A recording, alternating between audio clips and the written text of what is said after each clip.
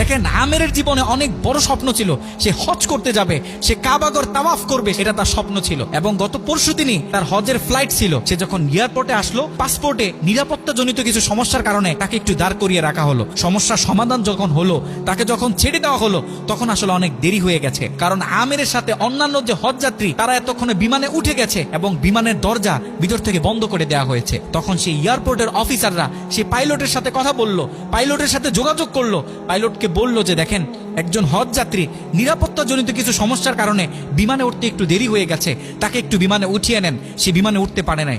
তখন পাইলট স্পষ্ট বলেছে, যেই বিমানের দরজা একবার বন্ধ হয়ে গেছে, সেই বিমানের দরজা দ্বিতীয়বার কারোর জন্য আর খোলা হবে না। কথা বলে পাইলট বিমানটা আকাশে ফ্লাই করলো।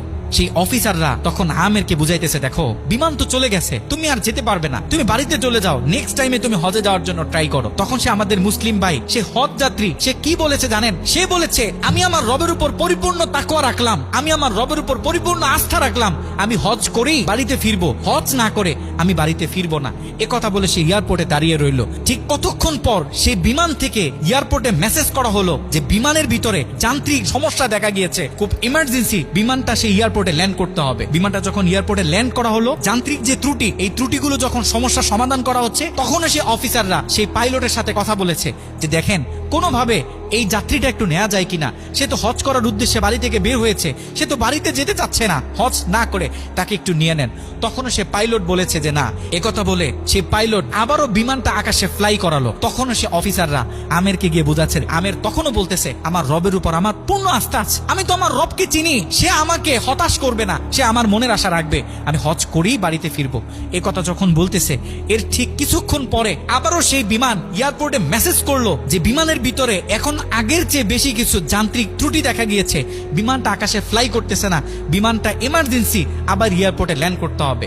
বিমানটা যখন এয়ারপোর্টে ল্যান্ড করলো, তখন সে পাইলট নিজে বিমান থেকে নেমে সে অফিসারদেরকে বলতেছে, সে হজ যাত্রী কই, যাকে ছাড়া আমরা মক্কার উদ্দেশ্যে রওনা দিলাম, তাকে আমার হাতে তুলে দেন। আমি যতটুকু বুঝতেছি, তাকে ছাড়া এই বিমান যতবারই আমরা আকাশে ফ্লাই করব, মক্কার উদ্দেশ্যে রওনা হব, আমার মনে হয় না যে এই বিমান স্বাভাবিকভাবে মক্কাতে গিয়ে পৌঁছাবে। তখন সে পাইলট সে আমেরের হাত ধরে নিজে নিয়ে সে বিমানের ভিতরে বসিয়ে দিল।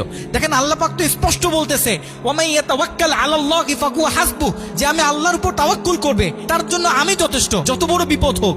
যখন আপনি আল্লাহর উপর তাওয়াক্কুল করবেন, তখন আল্লাহ পাকের পক্ষ থেকে আপনার উপর যে বারাকা, যে ব্লেসিং গুলো আছে, এগুলো তখন আল্লাহ পাক বাড়িয়ে দিবেন।